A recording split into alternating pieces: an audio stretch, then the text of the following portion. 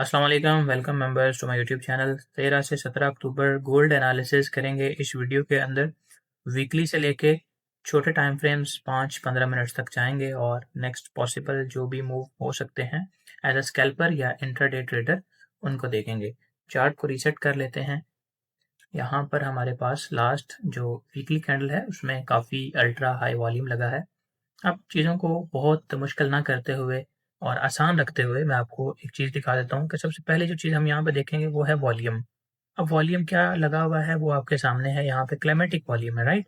और कैंडल की शक्ल क्या है, उसमें थोड़ा सा ऊपर विक आई हुई है और एक बुलिश ट्रेंड के बाद लास्ट ग्रीन कैंडल है जिसमें बड़ा वॉल्यूम लगा हुआ है। ठीक हो गया। अब इस तरह की हमने को पीछे कैंडल देखनी है। मैं आपको ये बताने के बजाय कि आगे क्या होगा, साथ साथ थोड़ा सा लर्निंग भी दूंगा ताकि आपको इस वीडियो से सिर्फ एनालिसिस ही नहीं बल्कि सीखने को भी बहुत कुछ मिले।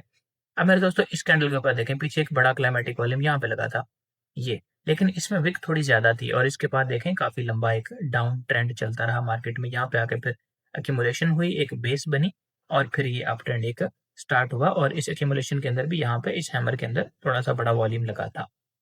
ठीक है, तो ये एक एग्जांपल पीछे से हमारे पास मौजूद है कि जब भी एक बुलिश मूवमेंट के बाद लास्ट पे जाके ग्रीन कैंडल के अंदर जिसमें ऊपर विक भी हो, बड़ा वॉल्यूम लगे, उसके बाद डाउन ट्रेंड आने के चांसेस होते हैं। लेकिन यहाँ पे क्या है, विक 80% है, बॉडी 20% है। अब हम मौजूदा सूरत हाल को देखते हैं। मौजूदा सूरत हाल में विक 20% और बॉडी 80% है। तो अब इस चीज को मद्देनजर रखते हुए हम यहाँ पे डेली में शिफ्ट कर लेते हैं टाइम फ्रेम को। तो मेरे दोस्तों डेली में काफी लंबी एक्यूमुलेशन चलने के बाद एक अप ट्रेंड स्टार्ट हुआ है जो कि एक स्टेबल ट्रेंड है। इसमें यहाँ पे एक बड़ा वॉल्यूम लगा हुआ था, उस वॉल्यूम को प्राइसेस ने तोड़ दिया, बुलिश साइड पे ब्रेकआउट करके यहाँ पे अभी दोबारा से दो बड़े वॉल्यूम्स लगे हैं। एक ये रेड वॉल्यूम, दूसरा ये ग्रीन कैंडल में बड़ा वॉल्यूम।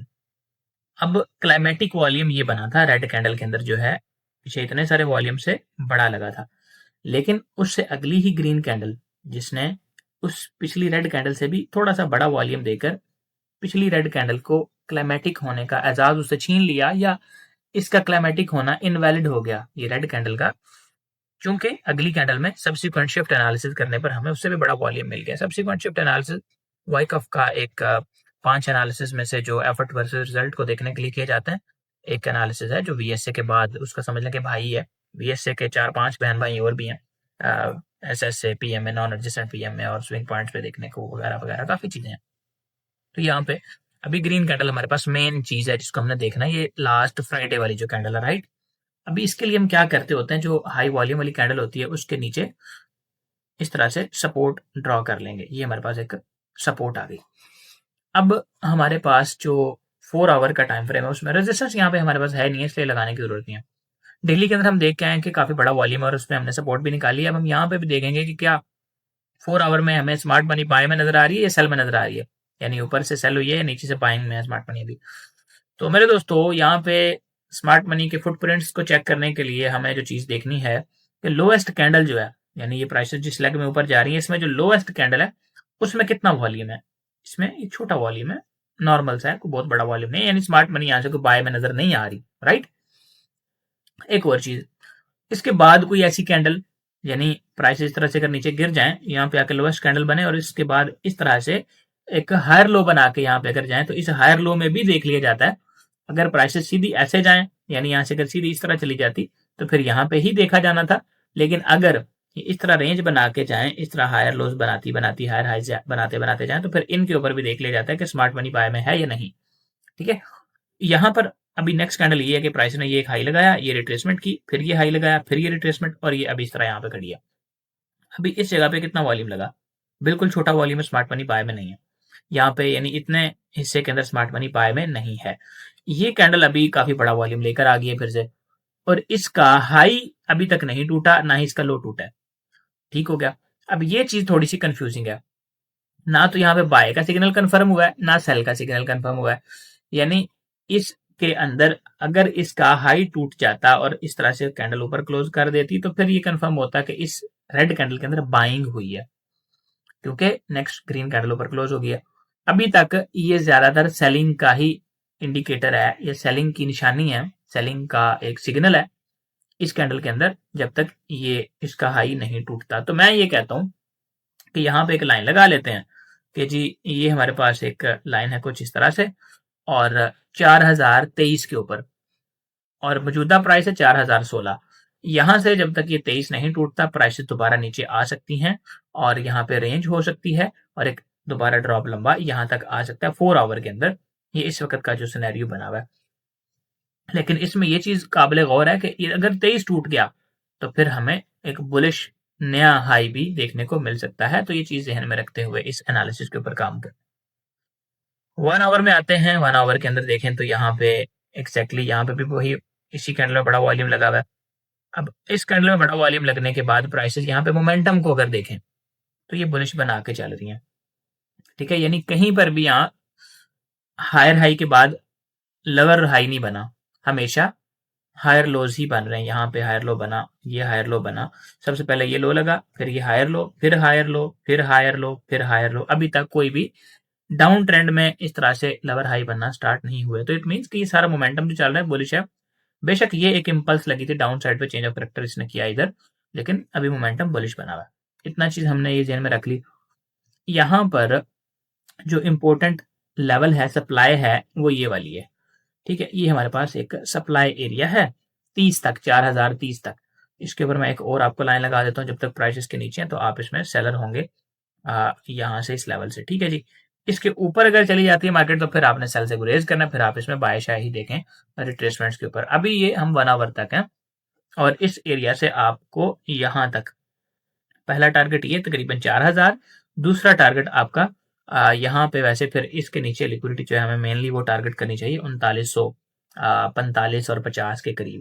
اگر یہ ایریا نہیں ٹوٹتا یہ کافی اچھا لیول ہے پرائس. اب ادھر آپ نے دیکھنا ہے کہ کوئی اپ تھرسٹ وغیرہ شو کریں, کوئی کلائمیٹک کینڈل وغیرہ شو کریں 15 منٹ کے اندر کم از کم سگنل آپ کو اگر ملتا ہے ادھر تو آپ کو یہاں پہ لمبی یہ سیلنگ ادھر تک مل سکتی ہے.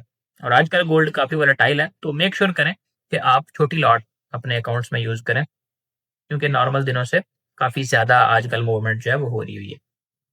اب اس جگہ پہ اگر اچھا پیچھے 1 آور کا کر کے میں آپ کو ایک چیز دوبارہ دکھا دیتا ہوں. اس کینڈل کے اندر بڑا والیوم نظر آ رہا ہے. یہ اب یہ اوپر کی سائڈ پہ وک بھی ہے. یہ دیکھنے کے لیے کہ یہ والیوم سیلنگ کا ہے یا بائنگ کا, اسے چھوٹے ٹائم فریم میں شفٹ کریں گے ہمیں ایک اور چیز نظر آ جائے گی. 1 آور میں کیا لگ رہا ہے کہ یہ سیلنگ کا والیوم ہے, لیکن ادھر دیکھیں جس کینڈل کی وک اوپر ہے نا, یہ ریڈ کینڈل, اسمارٹ منی ٹاپ سے سیل کر نہیں پائی. اس گرین کینڈل میں بڑا والیوم ہے, یعنی بائنگ زیادہ ہوئی تھی, سیلنگ کمزور تھی ادھر سے. ٹھیک ہے, جس بھی اگر ریورسل آنا ہو نا بلش ٹرینڈ کے بعد تو جس کینڈل کی وک سب سے اوپر ہوتی ہے نا ہمیشہ, چاہے وہ ریڈ کینڈل ہو یا گرین ہو, اس میں بڑا والیوم ہوتا ہے. پھر ایک تگڑا ریورسل آتا ہے. یعنی اسمارٹ منی ہمیشہ ہائی سے سیل کرتی ہے اور لو سے بائی کرتے ہیں, اور اسمارٹ منی کے فٹ پرنٹس یہ والیوم کی مدد سے پہچانے جاتے ہیں. تو یہاں پہ ابھی سیل کا سگنل نہیں ہے 30 منٹ کے اندر. صحیح ہے, 30 منٹ میں آپ کو یہاں پہ تھوڑی سی رینج اور پھر ایک آپ تھرسٹ اس کا, یعنی جو رینج ہوگی اس کا سویپ, اسی کو آپ تھرسٹ کہتے ہیں.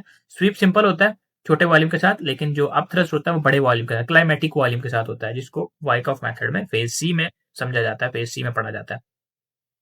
اچھا جی, 30 منٹ کے اندر یہاں پہ یہی لیول ہے جدھر سے آپ کو ایک سیلنگ مل سکتی ہے, اور ادھر 2 اپرچونیٹیز ہیں اس لیول میں. اگر تو اس طرح سے رینج ہو کے سویپ ملے یعنی اپ تھرسٹ ملے تو آپ ایک سیل کریں گے, اور سیل کا آپ کا فرسٹ ٹارگٹ یہ ایریا ہوگا, یہ والی ڈیمانڈ جو ہے, سیکنڈ آپ کا یہ ایریا. اچھا جی, اور اگر یہ بریک آؤٹ اوپر کو ہو جاتا ہے اس طرح سے, پرائسز یہاں پہ ٹیسٹ کرتی ہیں اور ایک آپ کو پل بیک ملتا ہے واپس, تو اسی ایریا سے آپ کی بائنگ چلے گی. اس طرح آپ سائڈ پہ 4060 ہی آپ کا پہلا ٹارگٹ ہوگا, اور یہ جو ایریا ہے جس کو ابھی سپلائی بنایا ہوا پرائسز نے, ریزسٹنس بنی ہے, اس کے بعد پھر نیکسٹ ٹارگٹ ہم نکال لیتے ہیں. یہ 30 منٹ تک ہم نے انالیسس کر لیا, 30 منٹ تک کے لیول شیول نکال لیے. اس سے چھوٹے ٹائم فریم میں لیول نکالنے کی ضرورت بھی نہیں ہے آئی تھنک سو. اس وقت ہم صرف اپنا ٹارگٹ نکالتے ہیں کہ پرائسز اگر تو یہاں سے نیچے گرتی ہیں تو کتنا نیچے آ سکتی ہیں, اور اگر اوپر جاتی ہیں تو کتنا اوپر جا سکتی ہیں. اچھا جی, نیچے گرتی ہوئی مارکیٹ کو دیکھنے کے لیے ہم یہاں پہ سمپلی فب ایکسٹینشن کا ٹول یوز کریں گے. پرائس نے یہاں سے ہمارے پاس ایک ہائی لگایا, اس کے بعد یہاں پہ ادھر تک آ گئی, یہ رائٹ, یہ نیچے لو لگا دیا. اب ان کا جو ٹارگٹ بنتا ہے نا اس کے مطابق وہ جو یعنی جو ریٹریسمنٹ کا بنتا تھا وہ یہی بنتا تھا, یہی والا ایریا بن رہا ہے 4029 کے قریب. یعنی ادھر تک ان کو جانا چاہیے, اس کے بعد واپس ایک نیچے کو لو لگانا چاہیے, نیچے کو آنا چاہیے. اگر تو انہوں نے سیل ہونا ہے تو یہی ایریا بن رہا ہے 4030. یہ ایک ایکسٹرا کنفرمیشن ہم نے نکال لی فب ایکسٹینشن کے ذریعے. اچھا, اگر نیچے کو گرنا ہے مارکیٹ نے یعنی سیل جانا ہے اگر, تو کتنا ان کو سیل جانا چاہیے نیچے کو گرنے کے بعد, کہاں تک آپ اپنا ٹارگٹ لے سکتے ہیں. تو پھر ہم یہاں سے شروع کریں گے, ادھر تک رکھیں گے اور یہ ادھر لگا دیں گے 4000. ابھی تک جہاں پہ مارکیٹ کھڑی ہے یہ 21 ہے, اور ہم اس کو ये जो 30 है इधर तक रखते हैं कि हमने चूंकि ट्रेड यहाँ से लेनी है स्वीप होने पे, इधर से जहां पे खड़ी है इधर से तो हमारी ट्रेड है ही नहीं है ना। तो ये हमारे पास एरिया आ रहा है 3850 का, और ये एक काफी इंपॉर्टेंट लेवल है। देखें यहाँ पे काफी रेंज हुई है और बड़े बड़े वॉल्यूम्स है इधर। तो ये वाला एरिया हमारे पास निकल के आ रहा है, ठीक है। ये एरिया पोटेंशियली 19-20 का इसमें फर्क होता है, फिर मैं आपको इसमें मतलब थोड़ा बहुत अपने पास मार्जिन रख के फ्लेक्सिबिलिटी रख के ट्रेड करनी चाहिए। 19-20 इसमें फर्क आ जाता है। वॉल्यूम सबसे ज्यादा हाईली एक्यूरेट सिग्नल होता है स्कैल्पिंग के लिए, बाकी टूल्स जो है वो थोड़ा बहुत लैग कर जाते हैं, ठीक है। तो ये हमारे पास नीचे का टारगेट निकल आया, और ये भी मैंने आपको बता दिया कि सेलिंग वैलिड कब तक है, 4030 से नीचे नीचे। इसके ऊपर प्राइसेस चली जाती हैं, अगर कैंडल क्लोज हो जाती है ऊपर, फिर सेलिंग वैलिड नहीं होगी। और अभी तक सेल का सिग्नल नहीं है, सिग्नल बने इधर जो मैंने आपको स्कीम बताई है कि भाईजान इधर थोड़ी सी रेंज हो, उसका स्वीप होके सिग्नल मिले, तो फिर आपके पास एक अच्छा मौका होगा सेल के लिए। और 5 मिनट का सिग्नल भी काफी है, ठीक है। यहाँ से 5 मिनट में सिग्नल बन जाए तो वो भी एनफ है। अच्छा, अगर बुलिश चली जाती है मार्केट, यहाँ से मिसाल के तौर पर बुलिश तोड़ देती है इसको, तो वो टारगेट हम निकाल लेते हैं कि अगर प्राइस ने बुलिश तोड़ दिया तो कितना ऊपर जा सकती है।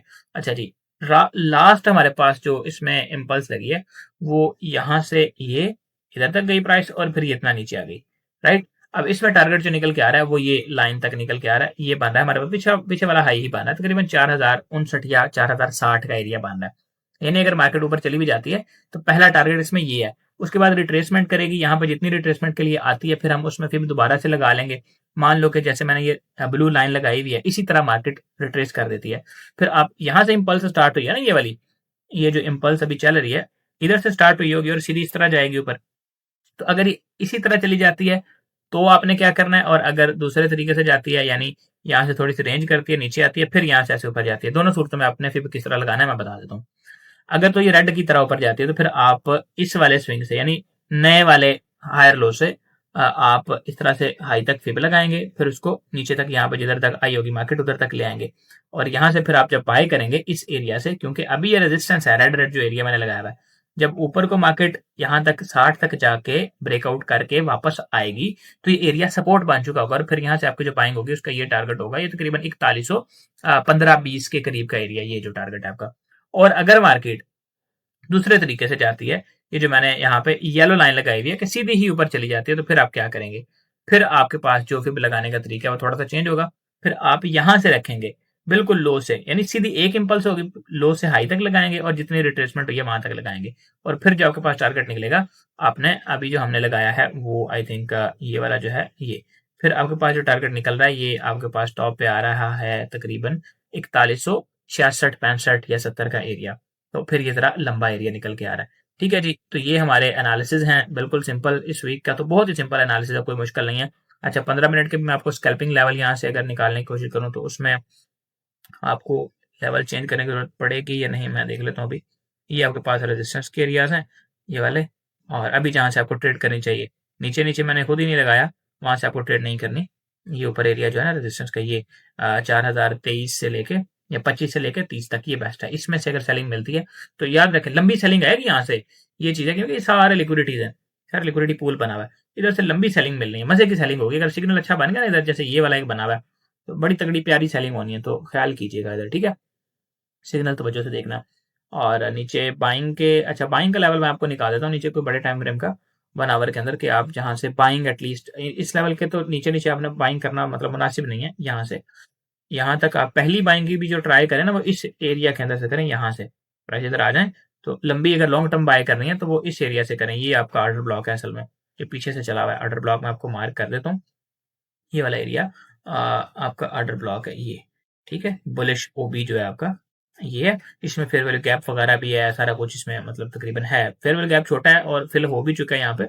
और अब आपने जो बाइंग करनी है वो आपने करनी है इस येलो लाइन के लेवल से नीचे नीचे, यानी आपकी जो बाइंग है वो 3944 से या 3945 के लेवल से नीचे नीचे आपने आए गोल्ड तो बाय करना है लॉन्ग टर्म अगर आप बाय करना चाह रहे हैं। स्कैल्पिंग वगैरह तो किसी भी टाइम फ्रेम में हो जाती है। और ये आपका ऑर्डर ब्लॉक इसलिए कि यहाँ पे एक ब्रेकआउट स्ट्रक्चर हुआ है, ठीक है। और इसके नीचे जो एरिया है वो डिपेंड करता है, ये वाला एरिया तो लिक्विडिटी पूल है। अच्छा एरिया इसमें जो है बाइंग का वो एक तो ये वाला है ये, और स्कैल्पिंग यहाँ से भी की जा सकती है, बट यहाँ पे आपको अगर मार्केट इधर आए और अच्छा सिग्नल दे तब ही इधर से बाय करना है, वरना रिस्की होगा। ये वाला ठीक है, सही है। रिस्की ये क्यों होगा वो एक लंबी स्टोरी चल पड़ेगी, इस पर मैं बात नहीं करना चाह रहा, बस ठीक है इतनी काफी वीडियो पहले लंबी हो गई है। اور ہاں اگر آپ نے اتنا لمبا یہ انالیسس ویڈیو دیکھ لیا اور آپ ہمارے ساتھ جڑے رہنا چاہ رہے ہیں واٹس ایپ کے اندر تو یوٹیوب اسی ویڈیو کے جو ہے نا ڈسکرپشن میں آپ کو اس چینل کا لنک ملے گا. اوکے تو آپ اس کو کر لینا فالو شالو, اس میں آپ کو چیزیں کافی جو ہے نا وہ ہیلپ فل ملتی رہیں گی, ویڈیوز انالیسز وغیرہ. یہ دیکھیں نا گولڈ انالیسز میں نے وہ اس میں ڈالا ہوا ڈیلی کا جو ہوتا ہے, تو اگر آپ ویکلی انالیسز کے بجائے ڈیلی شیلی بھی دیکھنا چاہ رہے ہیں اور بھی کافی ہیلپ فل انفارمیشن ویڈیوز آپ کو وہاں پہ مل جائیں گی, تو انشاءاللہ آپ کو اس سے کافی بینیفٹ ملے گا فار فری ہے. تو اپنا خیال رکھیں, and if this analysis video was help full to you, so make sure to hit the like button and share it with your friends, those who are in need. Thank you and bye bye. Allah Hafiz.